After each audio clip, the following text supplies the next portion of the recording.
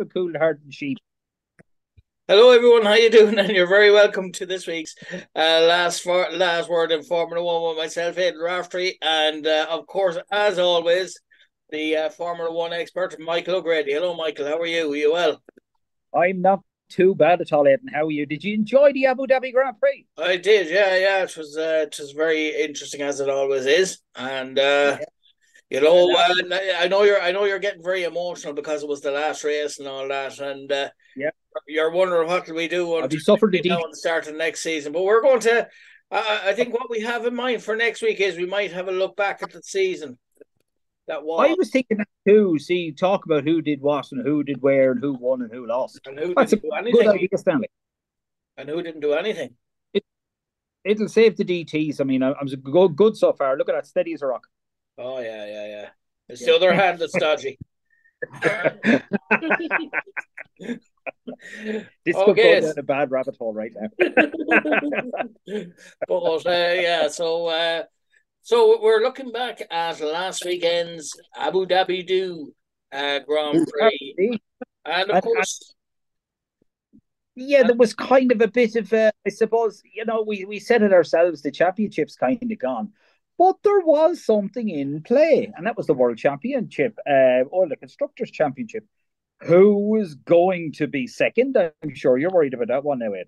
oh well, I'm always worried about these things. I stress a lot over these things, as you know. Will you keep the Ferrari or will you keep the Mercedes? Well, you see, this is the debate. What do you do? What do you do indeed? Actually, just as a little aside, there was a guy I worked for, and his best mate was banker, and he actually bought a Ferrari one year, and it was the first year that Michael Schumacher won the F1 World Championship, and the Ferrari went up by 15% before he could even get it. And Oh, he'd already put a deposit on it. And his answer to, I said to him, "Is that, are you not going to kill someone? Like, it's kind of, you put a deposit for a price, now they've put it up by 15%." He said, "Oh, well, if I give them a call, they'll just say you either want it or you don't." yeah, well, that's the thing. Absolutely. You know yourself, that's just the way it goes. But it was all to play for. I have to admit, who will who will win this year's Formula One World Champion? The jury's still out in that one, really. I suppose to a certain extent, you know yourself. And I But mean, looking at the driver, the positions of the drivers, it was a very close finish between first and second, wasn't it? In the on the drivers. very close. And to be honest with you, right up until the last second, third and fourth was in a bit of a squabble too. Yeah. That's to be quite honest with you. Now we all tip our hats to Carlos Sainz. He didn't do particularly well on the day, and he didn't start well, but he did have another big crash in practice one. It's starting to become a habit of his now.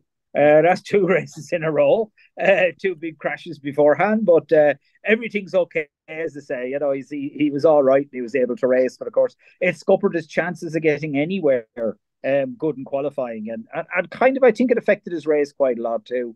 Because again, when you're near the back, they try different strategies, and it just didn't really work out. I suppose the other thing about Abu Dhabi is it is the last race for the AlphaTauri team under the name of AlphaTauri. They've two new sponsors, and they had to make them consider changing. Now we know AlphaTauri used to be called Toro Rosso up until 2020, and it But became now AlphaTauri because it's now going to be known as O'Grady Egan.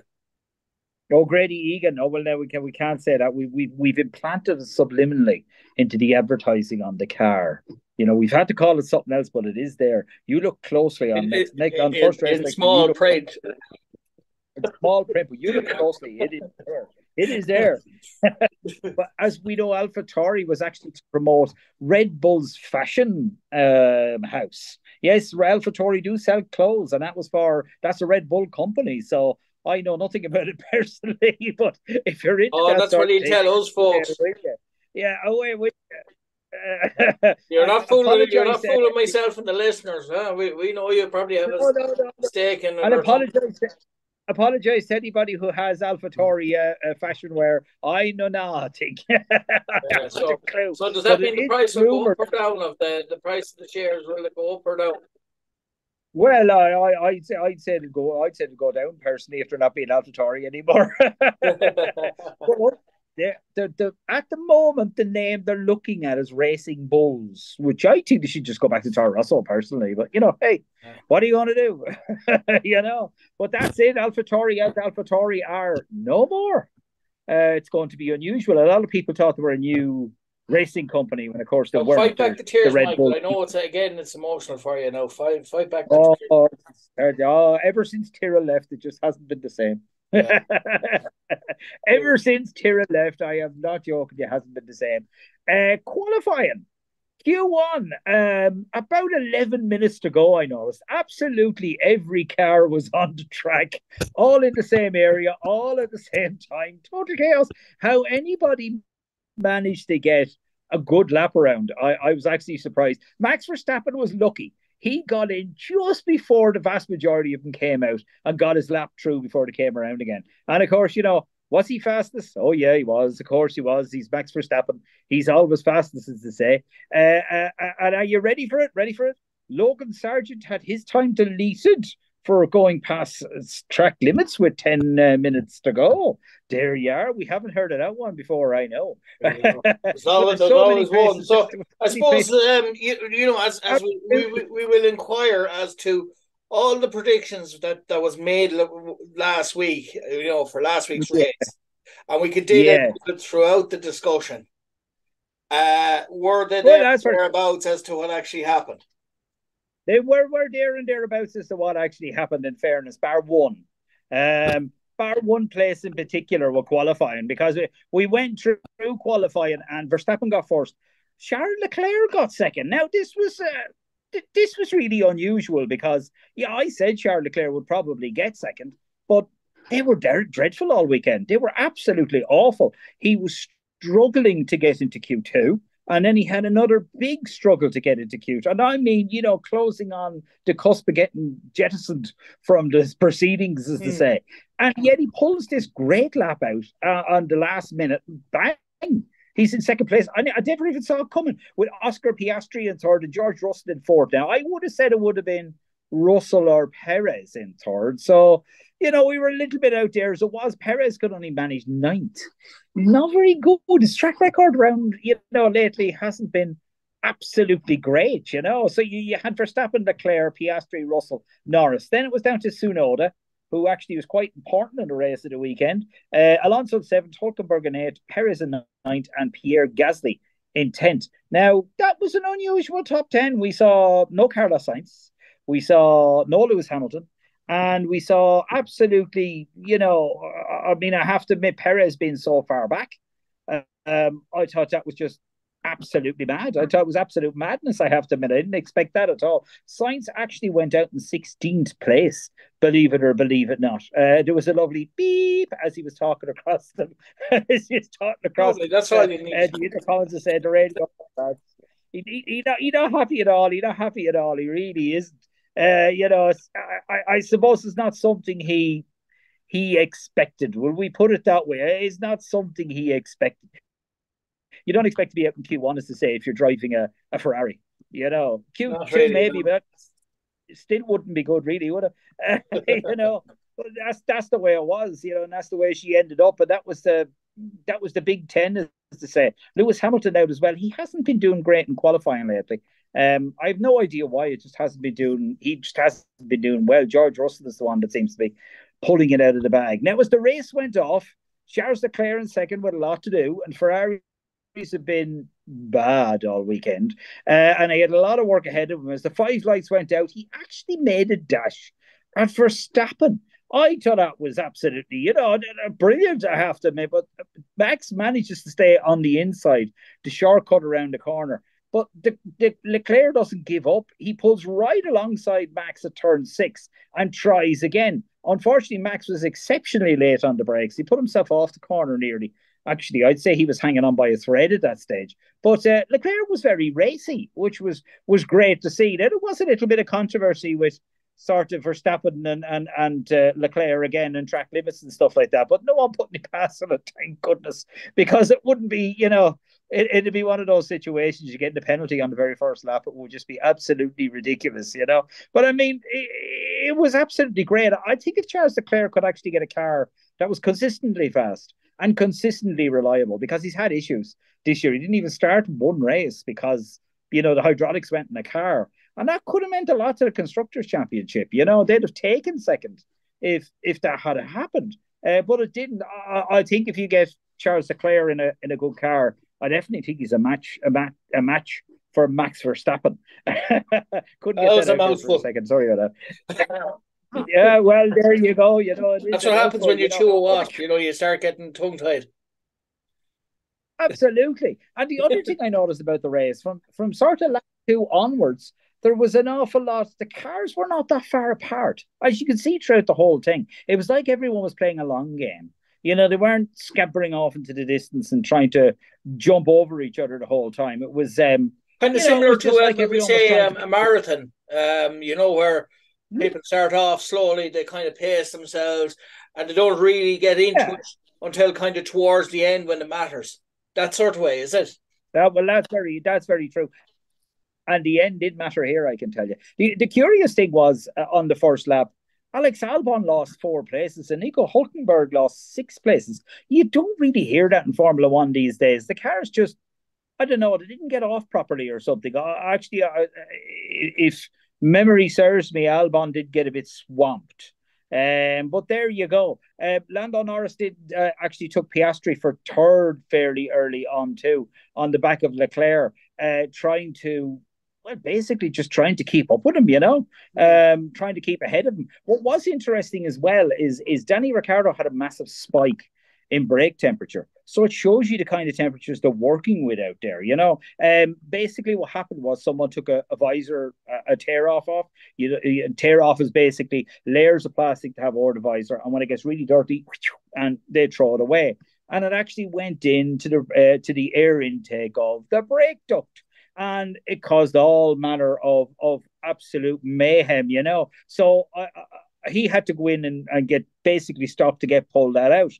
And on that note, enter the new Egan O'Grady invention, the visor window wiper. Simply put it to your helmet, simple as that, plug it into the cigarette lighter on the F1 car, and hey presto, you have a clean visor every single time. I don't know why more people aren't buying this, Aidan. I really don't. I think it's something that, will it be available for the Christmas? It will, the princely sum of €90,000. Per driver. That's nothing. Per driver. It's better than suffering a tear off in your air duct, isn't it? Little white. Now, what you could do is you could get a kind of similar to what they do in football, for a club. Instead of one person buying the club, you get a conglomerate together, just to buy that invention, and then you could you have a share in it, Oh well, don't worry now. The Egan O'Grady helmet wiper, we're backed by Lord Sugar, so we should be okay on that one. Fair enough. There you go. It's only for Formula One. We're thinking of bringing it into super bikes too. I just thought that might be a good idea. I don't know. Oh, that'd be interesting. It might be a help, actually. Yeah, it might be a help. You never know. One of those things that could happen, as to say. During the rest of the race, the host has changed the view here. Fair play to him. During the rest of the race, it was a very clumsy attempt by Hamilton on Gasly at one stage, which unfortunately put a little bit of damage on Hamilton's wing, but put rather a lot of damage on poor old Pierre Gasly's car, where he had to pull in. Now, as I was saying to you, the end of the race was the big one, because on lap 42, there was a big issue with. Are we in the cinema? I'm liking this, actually. Oh yeah, so why not? Why not? You're appearing, but I got a picture of my. I'm like a ghost. I got a picture of my sitting room. I have no idea. There we go. I think we go back to normal. But that was actually up the race day, if you remember. We were up at the back. No, there you go. I That's don't nice. know. These hecklers are terrible. They really are. Well, as I was mentioning to you earlier, you remember we said they were pacing themselves. Well, Mm. right at the end, lap 42, there was a bit of fighting between Mercedes and Ferrari. This will make you decide which car you want, Aidan, because I know you have the two of them outside the house at the minute. So, because the two of them are very close to the Constructors' Championship, and things like hydraulic failure and the Ferrari not starting a race does help them in this. Now, at the time of speaking, we had Charles Leclerc in second, which was, with George Russell behind him, which was absolutely brilliant. But Carlos Sainz was in front of Hamilton, who hadn't even got any points. Now, how did it go? Well, the first thing that happened is Carlos Sainz stayed out in his tyres and Hamilton was on top of him. And then he had to retire the car. So it looked like Mercedes would be winning number two in the Constructors' Championship. But Sergio Perez was coming up like an absolute ton of bricks, 7/10 of a second faster than anybody else on the track, which was, amazing speed, really. And he went by Lando Norris like he was stopped, and he started coming on to Danny Ricciardo. Now, there was an unusual one here, which probably we could talk about because I think it got a bit of, it was a bit controversial. Basically, Perez and Norris, when they were going around the corner, they kind of banged wheels a bit. Now, we've seen that before, you see it on any racetrack you're on, middle of Roscommon town, the usual stuff, yourself, the odd bit of wheel banging. It's a racing incident, but for some reason, he got a 5-second penalty. Now, I thought that was very, very odd So, because when I just to watched point it, out there, just a little comparison that I detected there. So, are you saying that yeah, yeah, driving around Roscommon is like a Formula One race? You're taking your life in your hands. Is that it? absolutely, absolutely, because Paul Egan is somewhere around in the Morris Minor. With the speed camera. Absolutely. If you see a fluorescent purple Morris Minor, get out of the road. There you go. As simple as that. But in this situation, I have to admit that they played the replay about 3 or 4 times. And I was there scratching my head going, how did he get a penalty for that? He was ahead. Now, he wasn't ahead by much. It was a few inches, but he was still ahead. And he had the right to take the turn. Norris thought he was taking the turn, and the two of them just basically touched off each other. No harm, no foul. Norris got around the corner first. Perez Would you came say around the it was a corner harsh behind them. decision? So I said it was a very harsh decision. And, listening to the guys on Channel 4, they seem to be absolutely mystified as to where this decision was coming from because it was a racing incident. It was perfectly okay. There wasn't a bother with it. Why there wasn't a penalty, why there was a penalty handed out, I don't think anybody could understand. And earlier on, we had an incident with Fernando Alonso and Lewis Hamilton in that Lewis was lining up Alonso for the DRS. So Alonso pulled over and slowed down for Hamilton to go by so he could get behind him for the DRS. But of course, Hamilton didn't know what in the name of God was happening, hit his brakes and thought he was being brake tested by Fernando Alonso, which he wasn't because Fernando Alonso was over to the side. He was in front of him. And they didn't give a penalty for that. I thought, if anything, there's going to be a slap on the wrist for that one. But no, they actually let that one slide, which I thought was very, very odd, Really like to there's a say the referee least. on But the track, isn't it? it is a bit like has he seen it or has he not? But it was still, Where's the linesman when you I need it? think the situation with Perez, it was almost as if, I don't know, maybe there's a conspiracy against Ferrari or something like that, because of course towards the end, Charles Leclerc was in second, but he knew if Sergio Perez got past him, was it past him? Yes, if Sergio Perez got behind between him and Russell, Ferrari would win second in the Constructors' Championship.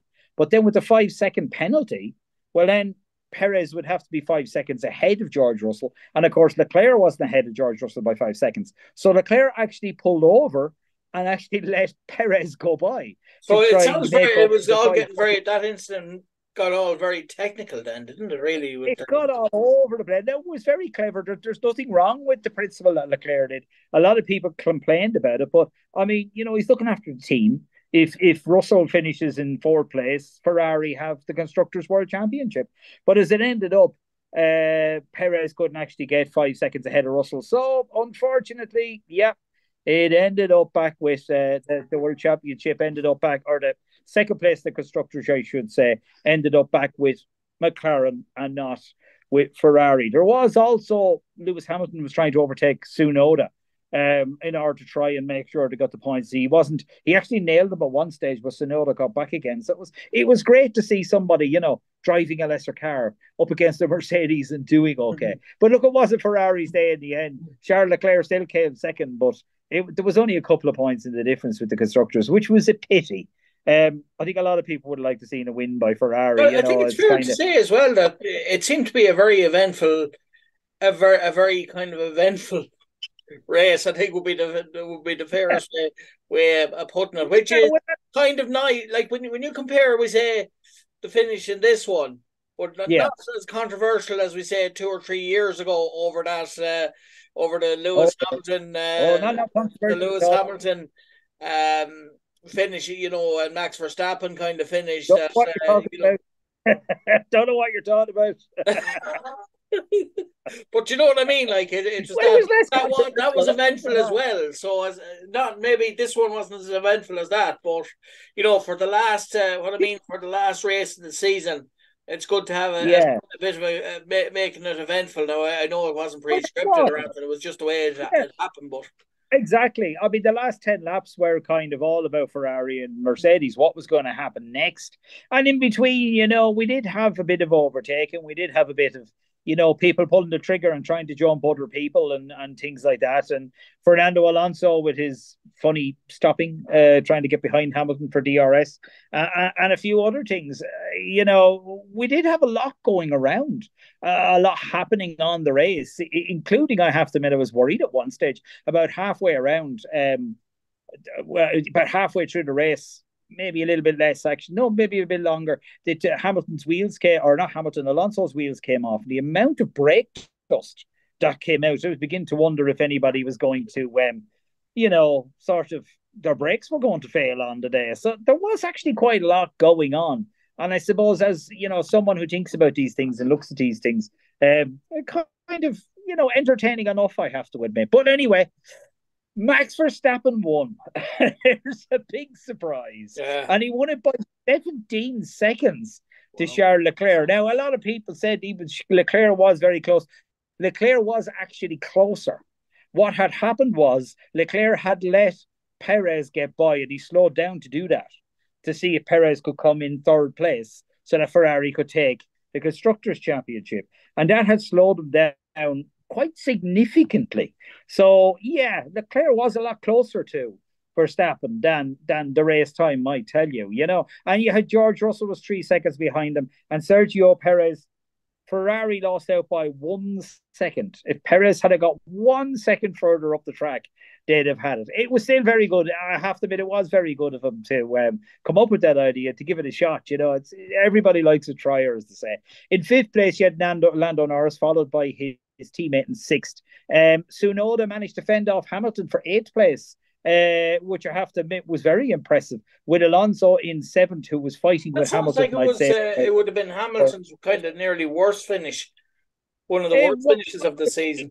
It wasn't a great race, but he could have done better. But he's done it a few times this season. He has this half-hearted stab of an attempt at overtaking someone, and it ends up in tears.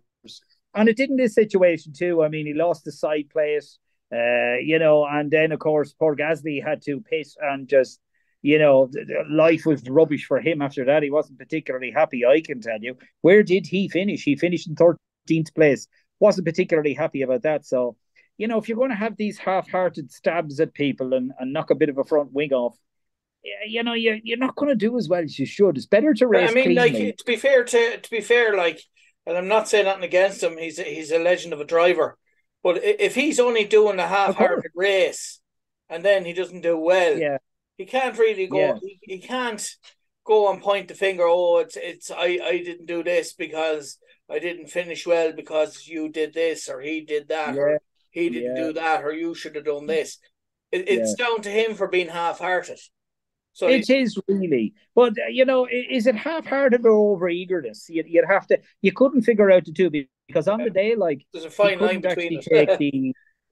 There is, yeah. And he couldn't take the Aston Martin either. He wasn't able to overtake the Aston Martin. So maybe he was getting sort of frustrated where he was in the race and tried something, but then realized, oops, and it collided into the car. If that's the situation, it's happened a few times this year. And I mean, at this stage, they should be sitting back going, look, it's better to take another 2 laps to go past the guy than to actually damage the car and slow yourself down. Actually, something else I did notice, and I'm not picking or anything like that. Don't get me wrong. It's just I did notice it. Last 2 races, Toto Wolff has been on the blower, as to say, to Lewis Hamilton. Now, Toto Wolff hasn't really been on the blower to anybody in a very long time. He leaves that up to the race engineers. He isn't interested. So I don't know. Maybe the conspiracy theorists can pick something out of that. I don't know, but it is unusual. I have to admit, it is unusual for Toto Wolff to come on 2 races in a row and talk to him on a couple of occasions about pace and things like that. So I'm not quite sure what's going on there. I could be reading something into nothing. Maybe poor Toto was bored. That's it. Well, I suppose I'm really sure looking that at happens. this, where the lads finished, how the positions that everyone finished in, we say in the top 8 or the top 10, Yeah, actually, just to kind of yeah, round it up. Obviously the yeah, points that were given out for those different positions in the last race. When you look at the yeah, drivers' table, didn't really yeah, have much of an effect, did it? And I mean, like when you see the amount of points Verstappen was ahead of second place in the on the constructor or on the well, drivers' championship table. yeah. No, there was absolutely no way in hell. We were discussing this last week actually because I remember you pointed it out there, and I noticed a few things. It was almost a lot of the places were sewn up at the end. Really, the only thing that could have happened is, Alonso or Leclerc take Hamilton, which, in the end, Alonso was significantly enough behind. He could have done an awful lot more to get ahead. And now, of course, Alonso and Leclerc are fourth and fifth on the same points. The reason they're on the same points, of course, is because Alonso finished consistently better. Dan Leclerc probably again hydraulic failure and not being able to on the formation lap wouldn't help things like that. But it's nice to see the two of them. The two of them in there. They weren't that far behind the Mercedes. But that said, Hamilton wasn't massively far as the championship goes behind Perez. It was Max Verstappen was the issue. Like I mean, I Max, think I think finishing second, yeah, in well, I some of mean, the races, yeah, that was kind of they were good races for Hamilton, but there was never any kind of like looking back on the season, there was never any pole position finishes really for him. It was second was about as high as he got, and I think maybe it's just yeah, maybe yeah, it's just kind of he's getting to that stage of his career where, as you said, he doesn't, and it's no reflection on him, but maybe his psychological, his reaction times mightn't be as quick as they used to be. But he's still a great driver. But just a kind of another one, maybe something we can throw in for next season. oh yeah, Would oh be, yeah. if we could study the form, like maybe, and I'm not condoning or I'm not promoting a betting culture or anything, but maybe like, you know if to go into like a betting shop and find out, for a particular Grand Prix, who because they're very particular and very precise, when they're saying, Mm. so for like, ask them like who did they think the top 4 or the top 8 or the top 5 will be for a particular race, and just maybe kind of that will be an Yeah, yeah, thing maybe for next season. But do you think would that be a kind of a very accurate kind of, it could be nearly a comparison between, we say, maybe your top 5 and, what we yeah. say Boyle Sports, or I'm not promoting anyone, don't mean to promote anyone Well, on this, I but know, I like know a bit exactly. a betting a bookies, and see Yeah, what they have, and compare the two or something like that, yeah. maybe. Actually, it's good. We did that a few times. I remember we did the betting odds on the guys, and we kind of just did it as a matter of fact and kind of left it. I think you're onto something there. I think it's a good idea. See how accurate we actually are. or even just to kind of as a guideline, so that if people, if listeners out there want to say, oh, well, now this is who I, or even if they were in the pub, Formula One enthusiasts, if they were talking to friends or something and say, right, my top five for such a Grand Prix is going to be this, and this. Just to get a Yeah, conversation going, in that sense, that'll yeah. be maybe another conversation point for our listeners. Well, the good news for us is the top five were actually populated by the drivers that we thought would be in the top five. There's just a couple of them are out of place, but we won't go there. We might not be right, but we're never wrong. Oh, well, this is it, and yeah, that's for sure. It's I'm not at liberty to discuss that. Absolutely, absolutely.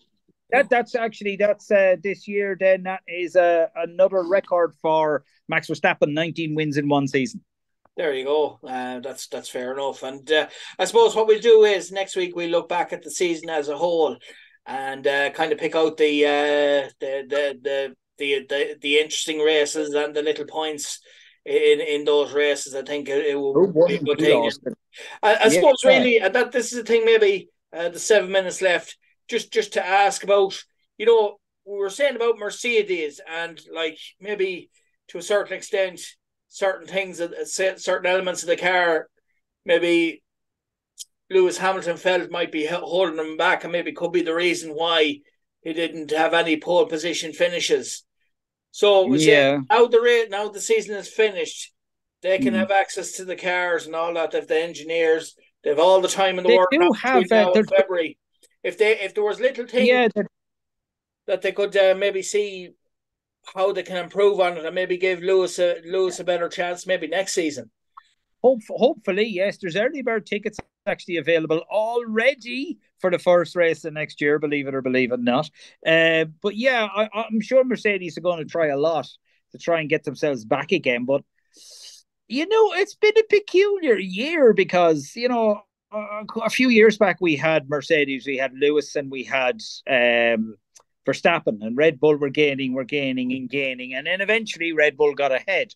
Now that's not unusual for Red Bull. They did that with Sebastian Vettel as well. They did exactly the same sort of thing, and they won 4 years in a row. So it would be hard to see anybody beating Max Verstappen next year, but closer, I would assume, yes, because we've had teams like Williams have suddenly got a turn of speed we've never seen before.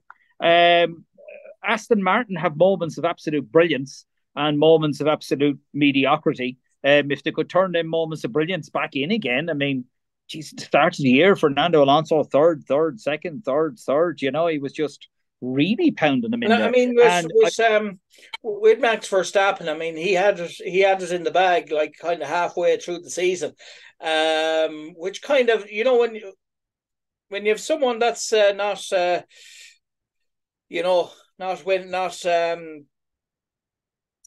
a won so early in the season, of course, it will it kind of makes the rest of the season not interesting. Oh, we've lost Michael there, so so we've come to the end of this year's Grand Prix. But next week on the last word in Formula One, we will be reflecting on the season that was.